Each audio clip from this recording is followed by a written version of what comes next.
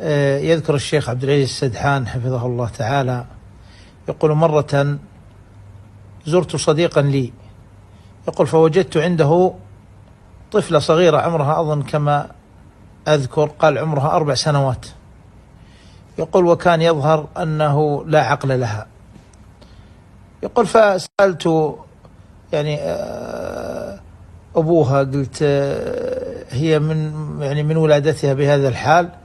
فقال أبوها: لا، ولكن أخوها الذي أكبر منها سنا لبس القناع مرة فأفزعها فزاغ عقلها، وهي على هذا الحال منذ ذاك الوقت، والله المستعان.